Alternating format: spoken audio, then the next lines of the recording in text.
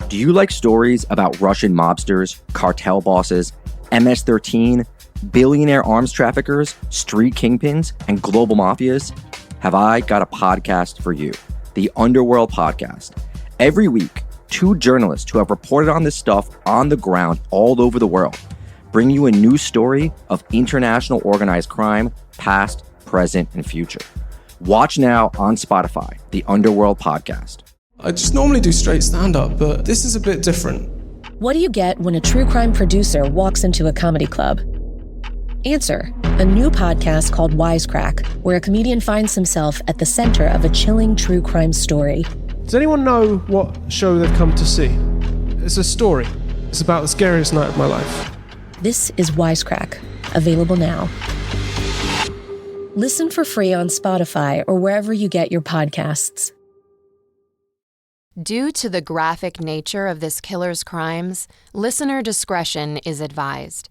This episode includes discussions of murder and assault that some people may find offensive. We advise extreme caution for children under 13.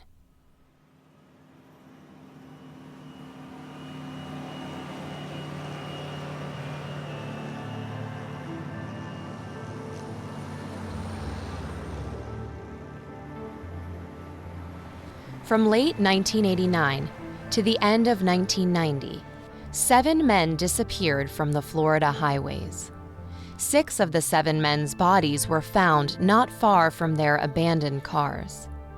All of the victims had been shot to death. Most of them had also been robbed. None of the crimes were solved. That is, until July 1990, when police were called to the scene of a drunk driving accident. The responsible party had driven off the road and abandoned the vehicle.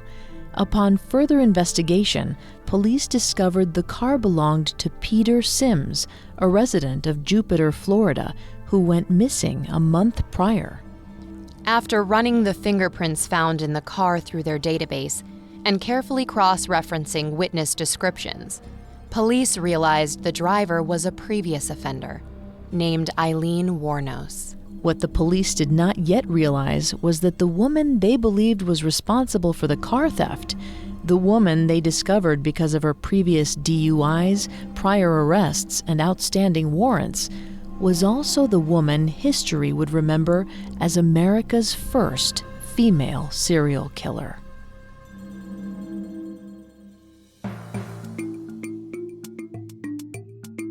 Picture a murderer, a gangster, a thief. Did you picture any women? We didn't think so. Society associates men with dangerous crimes. But what happens when the perpetrator is female? Every week, we examine the psychology, motivations, and atrocities of female criminals. Hi, I'm Claire. And I'm Vanessa. And you're listening to Female Criminals. This is our second episode on Aileen Wuornos, nicknamed the Damsel of Death. We'd like to ask a quick favor. Would you leave a 5-star review of Female Criminals on your favorite podcast directory? It seems so simple, but it really helps us out. And don't forget to subscribe while you're there, because a new episode comes out every Wednesday. You can also find us on Facebook and Instagram at Parcast and on Twitter at Parcast Network. Aileen Wuornos was a serial killer who operated in Florida from 1989 through 1990. She killed 7 people, shooting the men who picked her up from the side of the road as she looked for potential Johns. In part 1, we discussed the series of traumas that made up Aileen's childhood. We also took a look at her failed marriage and her codependent relationship with her girlfriend Tyra Moore. We learned that part of the reason Aileen engaged in sex work while she was with Ty was to support her girlfriend. On November 30th, 1989, Aileen committed her first murder. From that night, Aileen went on to commit 6 more murders over the course of the next year. However, it wasn't until she and Ty crashed one of the victims' cars that Florida police began looking into Aileen for the unsolved highway murders. Today, in part 2, we'll be discussing Aileen's arrest, trials, and what her life in prison was like leading up to her execution. Police had just traced a palm print found on the inside of Peter Sim's car back to Aileen. Law enforcement found that it also matched fingerprints found on the victim's items police recovered from pawn shops around the region. Police were beginning to suspect that Aileen was responsible for the highway murders, and they put out a warrant for her arrest. On January 5, 1991, law enforcement put together a massive manhunt for Aileen. Officers from all the counties in which victims were found were called to the investigation. They pulled together all the information they had on Aileen and conducted dozens of interviews with people who said they knew her. Aileen knew the police were onto her, but the idea didn't seem to bother her too much. She continued to hitchhike from town to town around Central Florida, drinking and engaging in sex work. However, by January 9th, she was tracked down in Volusia County at the Last Resort Biker Bar, a place she was known to frequent.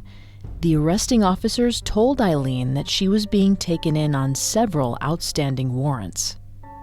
The following day, police followed the leads they received during their investigation and located Ty at her sister's home in Pennsylvania. Law enforcement in Pittston, where Ty was staying, brought her in for questioning. While Aileen sat in jail, believing she was only being held for her outstanding warrants, Tyra Moore, the love of her life, made a deal that would send Aileen to her death. In her initial interviews with police, Ty made it very clear that the only reason she hadn't come forward when Aileen initially told her about Richard Mallory's murder was because she feared for her own life. She said she wasn't sure what Aileen would do to her. In order to avoid being charged for her failure to report the crimes, Ty agreed to help the police obtain a confession from Aileen. After 2 days of coaching from officers, Ty was instructed to contact Aileen by phone. On January 12, 1991, Ty told Aileen that she needed to confess to the murders. During their first few phone calls, Aileen was cautious enough not to incriminate herself. She told Ty that she didn't know what she was talking about, and that they both needed to keep calm. The police knew they needed to try a different tactic. They decided to leverage Aileen's deep love for Ty against her. Before the next call between the pair, police told Ty she needed to pretend like she was about to be charged with the 6 murders. Ty did as she was told. During that final conversation, she said she was scared that she would go to prison for something she didn't do. She begged Aileen to come confess and protect her. Vanessa is going to take over on the psychology here and throughout the episode. Please note, Vanessa is not a licensed psychologist or psychiatrist, but she has done a lot of research for this show. Thanks, Claire. Aileen's decision to confess to save Ty is the ultimate example of the codependency in Aileen and Ty's relationship. Mental Health America defines one of the key signs of a codependent relationship as when one party gains their sense of purpose from making sacrifices for the benefit of their partner. In Aileen's mind, the act of giving herself up to save Ty was probably the ultimate display of love. Another aspect of a codependent relationship is having complete trust in one's partner. It was likely that Aileen had no idea she was being coerced because she trusted Ty above everyone else. With these things in mind, it's easy to see why the police's plan to use Ty against Aileen worked. On January 16, 1991, just a week after her arrest, Aileen confessed to 6 of the 7 murders she committed. In her confession, she was adamant about 2 things: that Ty had no involvement in any of the murders, and that Aileen had killed all the men in self-defense. The moment Aileen's capture and confession were made public, the media swarmed on the story. Florida media outlets were the first to cover Aileen's story, but the national coverage followed quickly after. Headlines about the case read, "A daughter on death row," and "Woman serial killer captured, lesbian lover to testify."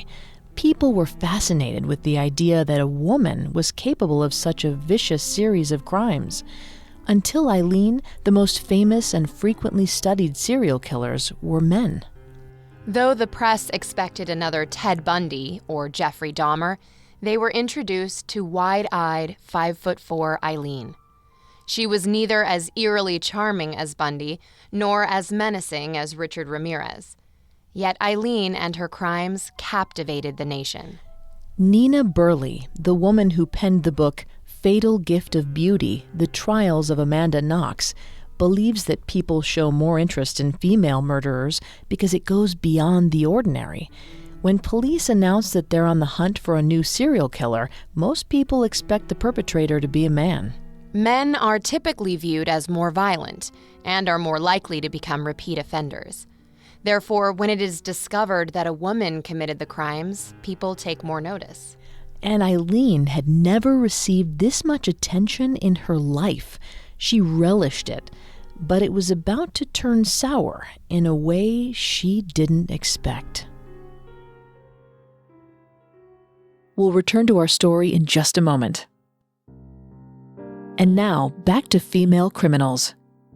Not long after her arrest in early January of 1991, 34-year-old Aileen Wuornos was approached by several authors, filmmakers, and journalists, all vying for the rights to her story. After consulting with her lawyer, Aileen sold the rights to her life story to filmmaker Jacqueline Giroux. Aileen hoped the movie based on her life would make her rich. But she did not realize that Florida had Son of Sam laws in place. These laws prevent criminals from profiting off films, books, TV shows, and other forms of media based on their lives. Son of Sam laws were put into effect after filmmakers and writers approached New York serial killer David Berkowitz with the prospect of buying his story. Aileen was furious when she found out she would receive none of the money from her life story. She also fired her attorney, Russell Armstrong, because she believed he was only after fame and profit. Armstrong had, in fact, been the one to contact Giroux about making a film based on Aileen's story. He tried to negotiate a deal regarding the profits made from the film. Both Giroux and Armstrong maintained that no money was exchanged between them, but Aileen no longer trusted Armstrong. After Aileen fired Armstrong, she often refused interviews or meetings with press while she awaited trial. Aileen spent most of her days in her cell and kept to herself. She received dozens of letters from people who called themselves her fans, but she ignored most of these letters. She did, however, maintain correspondence with her best friend, Dawn. Aileen was allowed only 4 pages per letter, and she used most of these pages to describe her daily life and innermost thoughts to Dawn. Aileen described how she spent most of her time in her cell, writing, reading, and cleaning. She once wrote, quote, "Man, I studied psychology, theology, archaeology, the nervous system, the brain, anatomy, and I read the Bible 4 times in its entirety," end quote. She and Dawn also shared a love for The Wizard of Oz and discussed any new memorabilia Dawn purchased. Dawn's letters are not compiled in the book Dear Dawn, but it's clear that she shared stories of her family, talked to Aileen about their past, and wrote about her rapidly progressing multiple sclerosis. Aileen always made sure to ask about her friend's health, but these kind and concerned outpourings stood in strange juxtaposition with her accusations about the guards spitting in her food or tormenting her on a daily basis. In addition to her regular communication with Dawn, Aileen struck up a correspondence with a woman named Arlene Pralley. In 1991, Pralley was a 44-year-old Florida horse farmer and a born-again Christian. In her first letter, Pralley described how she saw Aileen's picture in the newspaper and she heard God's command to reach out to Aileen. Pralley claimed she wanted to help Aileen find redemption through Christ, and the two quickly struck up a friendship. Pralley was very maternal toward Aileen from the very beginning. Whenever the pair exchanged letters, Pralley included encouraging notes, Bible verses, and thoughtful remarks. This type of relationship was new for Aileen. After all, she never fully experienced affection from her neglectful mother, nor her cold and abusive grandmother. Because Prowley was gentle and kind to her, Aileen trusted her almost immediately. She even sought Prowley's legal advice and made a commitment to study the Dake Bible, a heavily annotated version of the King James Bible used for study. The pair grew close quickly.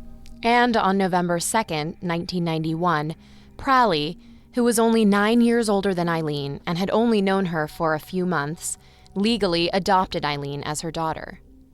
Dawn Botkins, Aileen's closest friend, cautioned Aileen that Prowley might be trying to take advantage of her, either by profiting off her story or gaining personal fame through her association to Aileen. But Aileen couldn't see this.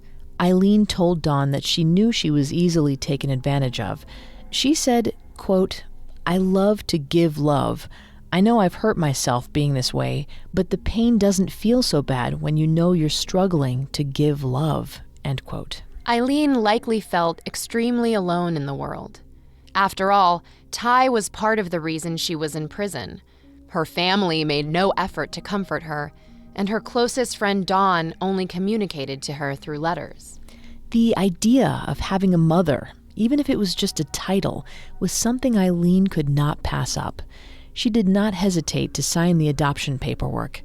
However, Aileen's friendship with Prowley was anything but stable. One week, Aileen wrote to Dawn that the pair were close and Prowley was serving Aileen's best interests. The next, Aileen was convinced that Prowley had organized crime connections and had only adopted her to set her up for murder. Aileen had a habit of switching her opinions on things quickly. This might have suggested that she was struggling with cognitive dissonance. Saul MacLeod of the psychology department at the University of Manchester defines cognitive dissonance as a situation involving conflicting attitudes, beliefs, or behaviors that produces a feeling of discomfort leading to an alteration in one of the attitudes, beliefs, or behaviors to reduce that discomfort and restore balance to the person's life. In a way, cognitive dissonance is sort of like changing the narrative of one's life to better suit or make sense of one's situation. At its core, cognitive dissonance is a coping mechanism. It helps a person fight feelings of disharmony in his or her life. In Aileen's case, she had dealt with an abusive childhood, a lonely adulthood, and a life in prison. She needed to find a way to explain these circumstances and perhaps make sense of why they were happening to her. Changing her opinion and shifting her trust frequently made it easier for her to deal with the instability in her life. But Aileen's distrust of Prowley was not always unfounded. For example, Aileen was furious when she found out that her adoptive mother was also represented by her attorney, Stephen Glazer. Glazer was a Florida attorney who went by the nickname Dr. Legal. After all, it was Prowley who had introduced Aileen to Glazer, and Aileen expected to be able to trust him. However, Glazer facilitated paid appearances by Prowley, and he was also responsible for securing her a royalty percentage for every copy of the book Dolores Kennedy wrote about the murders. Kennedy had gotten the rights to write about Aileen early in the case, around the same time as filmmaker Jacqueline Giroux. Kennedy, Prowley, and Glazer worked together to iron out the contracts in a way that benefited solely the three of them. The constant back and forth with Prowley and Glazer seemed to be at the forefront of Aileen's mind, even as her trial date drew closer. Her defense team met with her regularly to convince her to plead guilty to 6 of the 7 murders in exchange for life sentences. But the prosecution's goal was to get a death penalty conviction, and Aileen was sent to trial for the murder of her first victim, Richard Mallory, on January 14, 1992. During her trial, Aileen's defense team argued that Aileen's original confessions were obtained illegally because Aileen was not offered a public defender beforehand. Meanwhile, the prosecution used Aileen's videotaped confession as its main piece of evidence. In the video, Aileen made no mention of a rape attempt by Mallory. The prosecution also invoked Florida's Williams Rule to present the court with evidence related to Aileen's other crimes to establish a pattern of criminal behavior. Aileen's defense team did not want her to take the stand, but she insisted on testifying on her own behalf. During cross-examination, she pleaded the Fifth Amendment to protect herself from self-incrimination 25 times. She was the only witness for the defense. The trial continued for 13 days, during which time the prosecution called Ty and the arresting detectives as witnesses. On January 27, 1992, after 2 hours of deliberation, the jury returned with a guilty verdict on all charges in Mallory's murder. This outraged Aileen. She stood up and shouted at the jury, which was responsible for deciding whether or not she should be put to death. Quote, "I was raped. I hope you get raped, scumbags of America." End quote. After this outburst, she wrote to Dawn saying, quote, "Did I suddenly get demon-possessed or what? At least I brought humor into the courtroom." End quote. Aileen went on to explain to Dawn why she was so mad. She believed that the judge was dismissive and refused to believe that she had been sexually assaulted. She thought he was so harsh on her to secure his own re-election. Aileen's grip on reality was slipping, and she was doing nothing to hold on to it. However, in Florida, if the defense team raises concerns about their client's competence, the court is required to provide proof of one of two things. One, that the defendant lacks sufficient present ability to consult with his or her lawyer with a reasonable degree of rational understanding. Or two, he or she has no rational and factual understanding of the proceedings against her. During the sentencing phase of her trial, Aileen's defense team was quick to raise their concerns about her competency, and the state was therefore required to put her through a series of interviews and tests to meet one of the burdens of proof we previously mentioned. Aileen was examined by the state's expert psychologist. After several tests and interviews meant to assess Aileen's competency, forensic psychologist Elizabeth Mann described Aileen as, quote, "a primitive, paranoid, unhappy person capable of minute-by-minute mood swings," end quote. The other psychologists diagnosed Aileen with borderline personality disorder and antisocial personality disorder. The National Institute of Mental Health defines borderline personality disorder as a mental illness marked by an ongoing pattern of varying moods, self-image, and behavior. People with borderline personality disorder often struggle with extreme bouts of anger, anxiety, or depression. Other symptoms of borderline personality disorder include impulsivity, overdependency on others, and unstable identity.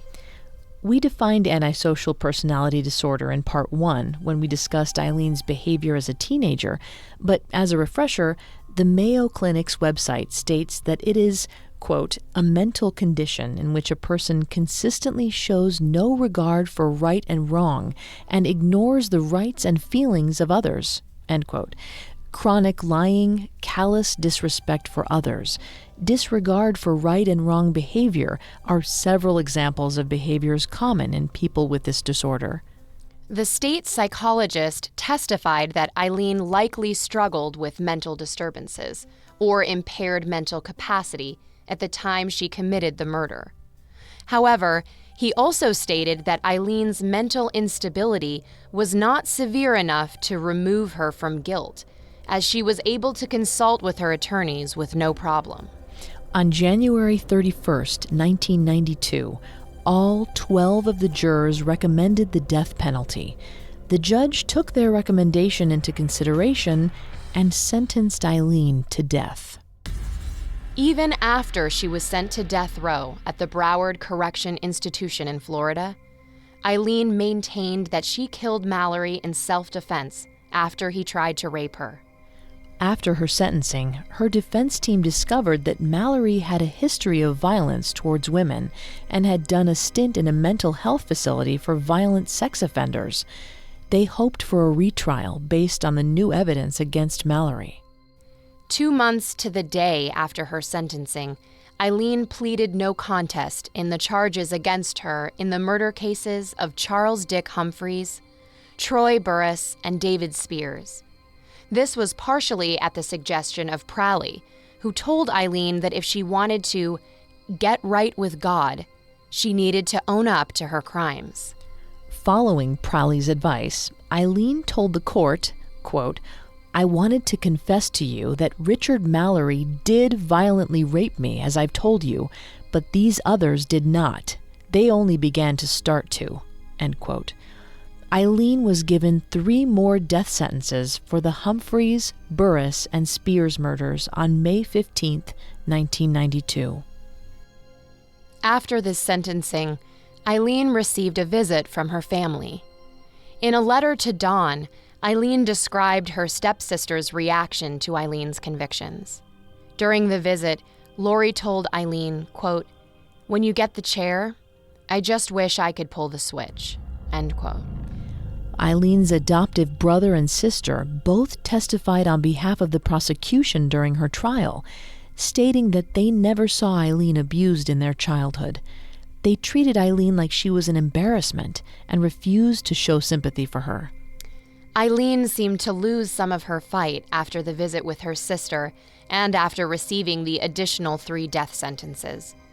In June 1992, she pled guilty to Charles Carskadden's murder and received her 5th death sentence. Anyway, I want to come clean and tell the world that I killed those men first degree. Robbed and killed.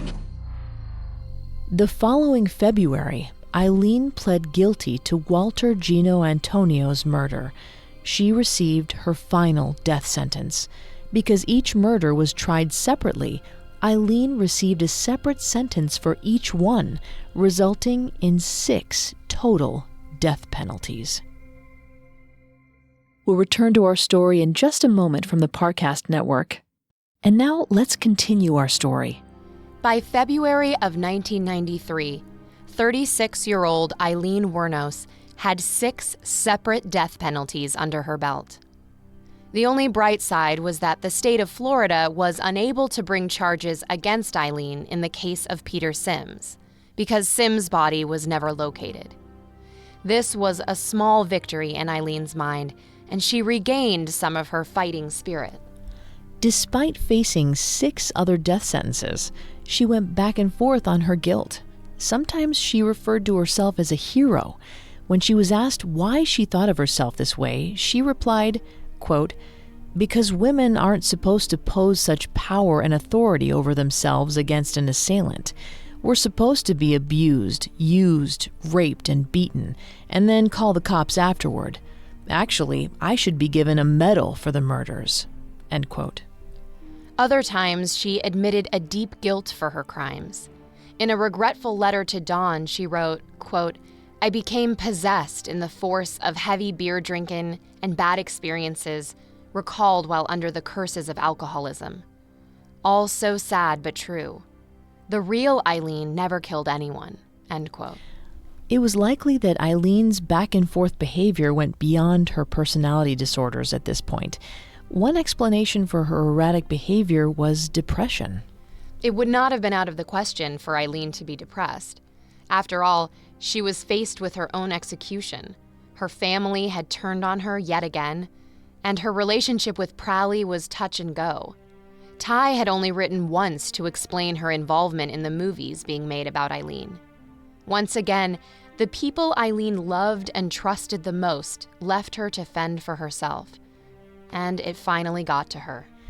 Dr. Carrie Barron writes that depression often interferes with a person's ability to make a solid commitment to anything in their life, whether it be a relationship, a decision, or a pattern of behavior, and this may have caused Aileen to struggle to commit to a specific mindset regarding her guilt. However, in one of her letters to Dawn, she finally shared that her reason for all of the murders was purely financial and motivated by her obsessive need to provide for Ty. She wrote, quote, "While I thumbed and hooked, Ty and I were left in another financial upset. And with the rain still coming down hard, I robbed then and killed 7, end quote. Though Aileen was back and forth on many things in her life, this confession came in one of her most coherent letters and has the most genuine tone. Aileen was willing to lie about many things, but not about anything involving Ty. That's what leads many experts on the case to view this confession as the closest to the truth. In 1996, Eileen's legal counsel filed for an appeal. Unfortunately for Aileen, the appeal was denied because the court refused to hear new arguments based on Richard Mallory's prior sex crime convictions. Eileen's team filed for a stay of execution as they prepared for another appeal in 2001. But 45-year-old Aileen was disheartened and exhausted with the legal system. She chose to petition the Florida Supreme Court for the right to fire her attorneys. In the letter, she made herself out as a cold-hearted killer who would do so again given the chance. She wrote, quote, "I killed 7. I was going after 12. So I've got 5 more left to get. What more do I need to say so that everyone understands this isn't a game?" End quote. It's not clear why she would take this tack, specifically if she was supposed to prove that she was in the correct frame of mind to dismiss her legal team. Because before the state allowed Aileen to give up her counsel, they required her to, once again, undergo psychiatric evaluation. A team of state psychiatrists gave her the Hare Psychopathy Checklist assessment. Dr. Robert D. Hare invented this test in the 1970s to aid in his study of criminal offenders in Vancouver, Canada.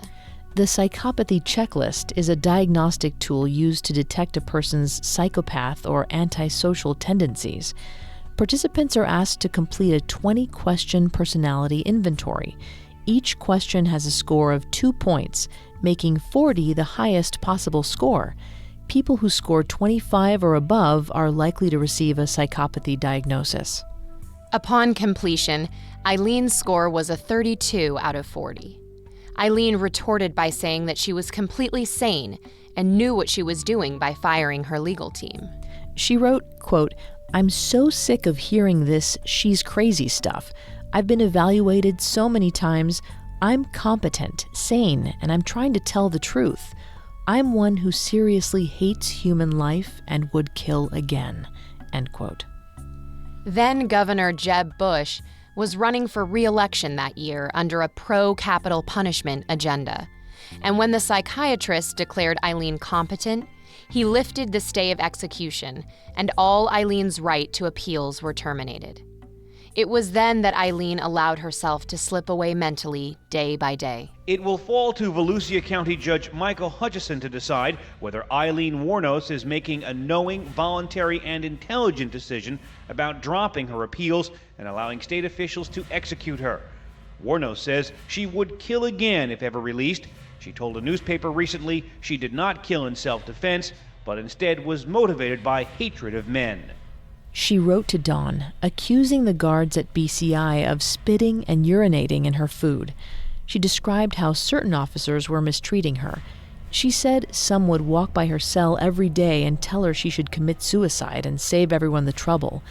She told Dawn that she often elected to wash her hair and body in her cell's sink rather than take a shower and have to confront the abusive guards. In between her letters discussing her case, Aileen wrote to Dawn about world events and news.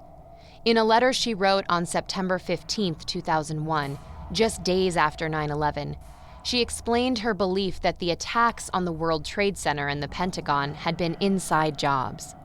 She used shoddy math, incorrect reports, and misquoted sections of the Bible to explain away the tragedy. Aileen spent the next year doing much of the same, reading the news, communicating with Dawn, and minding her business in prison. In the fall of 2002, a few weeks before her execution, a British filmmaker named Nick Broomfield conducted a series of interviews with Aileen and her remaining friends and family for his documentary, Aileen, The Life and Death of a Serial Killer. In the interviews, Aileen bounced between coherent and unbalanced. She told Broomfield that the prison was trying to break her psychologically by using torture tactics. She said, quote, They had the intercom on in the cell, and they kept lying that it was on, and they were using sonic pressure on my head since 1997. It was crushing my head," end quote. When she was calmer, Broomfield asked her how she imagined herself if her life had been different. Aileen replied, quote, "Now, if I came from a background of a family that was right on, where I came from a family that was supportive, and everything was financially stable and everybody was really tight, I would have become, more than likely, an outstanding citizen of America," end quote. Broomfield went on to ask if Aileen had any regrets. Aileen said, quote, "I miss Ty. I lost Tyra over this, and the people that lost their loved ones and everything, I really think first about the people that lose their loved ones and then Tyra. I have to put them first on this whole thing. I'm really sorry for, them losing their loved ones, man. I know the feeling," end quote. Broomfield also met with Diane Wuornos, Aileen's estranged mother. He asked her how she felt knowing that her daughter's execution was very soon, to which Diane replied, quote, "I think I'll rest better," end quote. Diane had married and divorced 2 more times after Aileen and Keith's father. She didn't have any additional children, and she never reconnected with Aileen. But her reaction to Broomfield's question gives us an interesting insight into her relationship with her daughter. It was very likely that Diane felt guilty for the way things turned out for Aileen. Not only did her daughter suffer a lot of trauma in life, she also inflicted pain on many others. Guilt can be an extremely draining emotion. Dr. Guy Winch describes guilt as a snooze alarm in your head that won't shut off. Guilt makes it hard for a person to fully engage in their lives. It can disrupt sleep and affect emotions. Diane probably felt responsible for the way Aileen turned out, and those guilty feelings haunted her for years. Aileen's final public interview is one of the most famously associated with her case. When members of the press asked her if she was prepared to face her execution, she seemed happy. She replied, quote, "I'm okay. God is going to be there. Jesus Christ is going to be there. All the angels and everything. Whatever's on the beyond, I think, is going to be more like Star Trek, beaming me up into a space vehicle, man. Whatever is in the beyond is going to be good because I did the right thing. I saved a lot of people's butts from getting hurt and raped and killed, too," end quote. However, her mood shifted quickly. The more questions they asked her about the killings, the less coherent she became. She grew agitated and angry with the crowd. Her eyes grew wide. She thrust her chin in the air defensively, and she started shouting. The last thing Aileen said in the interview was, quote, "You sabotaged me, society, and the cops and the system. A raped woman got executed. It was used for books and movies and re-elections and everything else. Thanks a lot. You're an inhumane bunch," end quote. She showed just how mentally unwell she was when she added, quote, 2019, a rock's supposed to hit you anyhow. You're all gonna get nuked. You don't take a human life like this and just sabotage it and rip it apart like Jesus on the cross and say thanks a lot for all the money I made off of you, and not care about a human being and the truth being told. Now I know what Jesus was going through. I've been trying to tell the truth and I keep getting stepped on," end quote. Professor Quentin Shires of Capella University suggested that Aileen's comparison of herself to Jesus Christ was a sign that she struggled with a martyr complex. Shires said this psychological condition is often present when, quote, "an individual desires the feeling of being a martyr for his or her own sake, seeking out suffering or prosecution because it either feeds a psychological need or a desire to avoid responsibility," end quote. Shires also states that a person with a martyr complex, quote, routinely emphasizes, exaggerates, and creates a negative experience in order to place blame, guilt, and sorrow on another person, end quote. It was clear that Aileen was using the martyrdom tactic as another coping mechanism to justify the murders and the consequences of those crimes. She continued to compare herself to Jesus, and in fact, she spent the last month of her prison time without speaking to anyone on the outside. Before she stopped writing letters in late September 2002, she wrote Dawn saying, quote, "I'd like to spend the last of these 9 days in God," end quote. In that final letter, it was clear that Aileen was exhausted with fighting. She seemed ready for her death.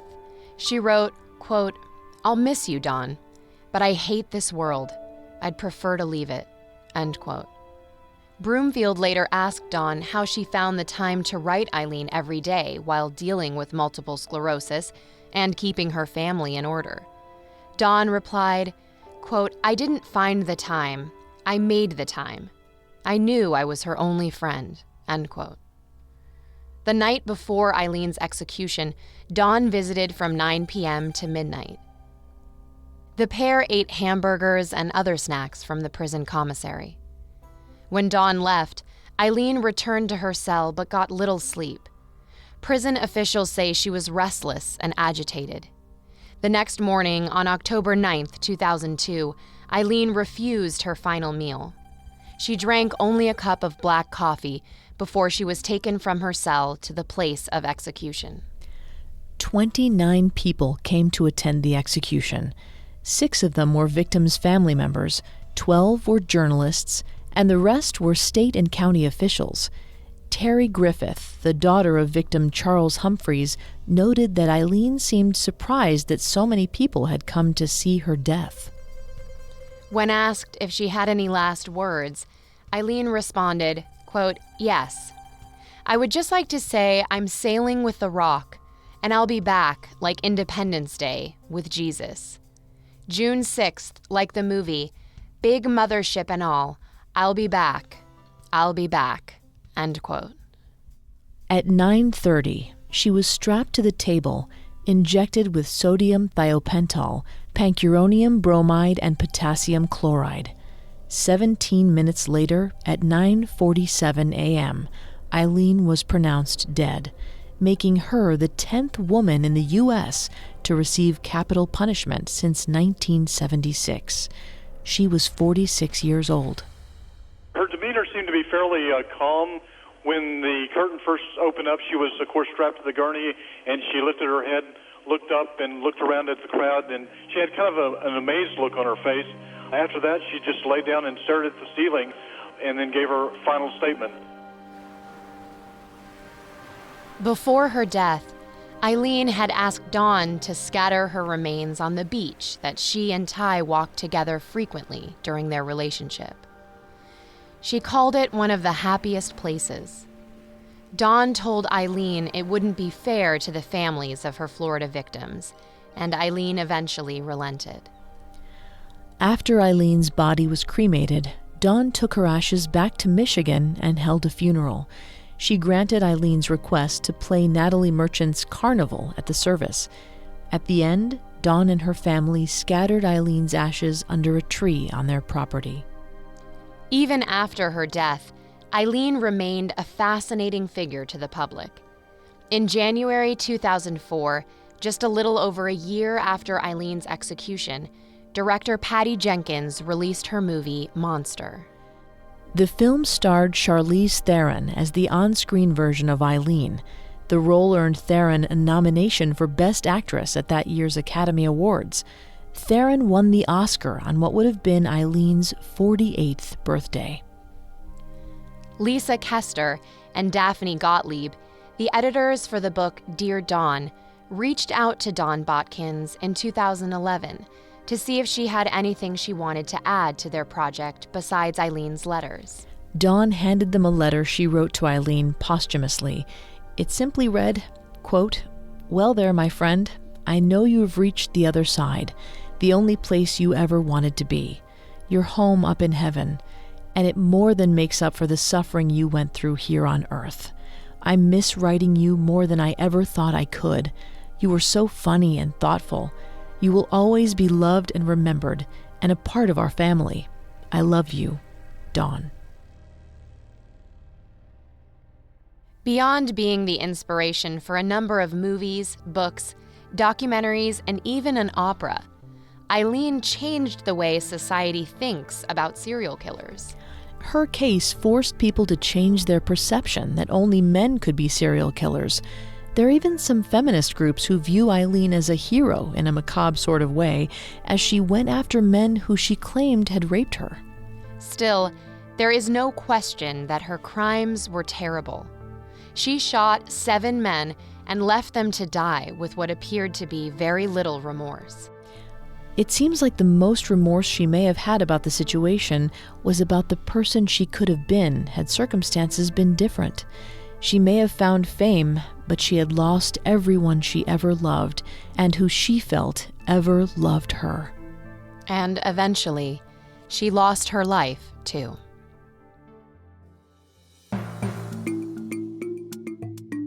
Thanks again for listening to Female Criminals. If you want to listen to any previous episodes of Female Criminals, you can find them on Apple Podcasts, TuneIn, Google Play, Stitcher, and Spotify, or on our website, parcast.com, spelled Parcast.com.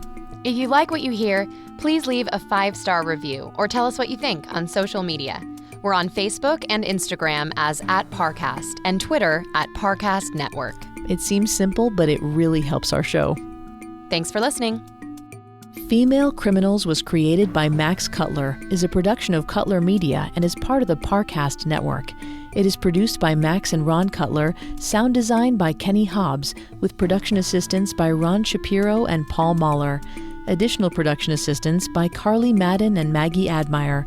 Female Criminals is written by Jordan Giddens and stars Claire Delamar and Vanessa Richardson. Do you like stories about Russian mobsters, cartel bosses, MS-13, billionaire arms traffickers, street kingpins, and global mafias? Have I got a podcast for you, the Underworld Podcast. Every week, 2 journalists who have reported on this stuff on the ground all over the world bring you a new story of international organized crime, past, present, and future. Watch now on Spotify, the Underworld Podcast. I just normally do straight stand-up, but this is a bit different. What do you get when a true crime producer walks into a comedy club? Answer: a new podcast called Wisecrack, where a comedian finds himself at the center of a chilling true crime story. Does anyone know what show they've come to see? It's a story. It's about the scariest night of my life. This is Wisecrack, available now. Listen for free on Spotify or wherever you get your podcasts.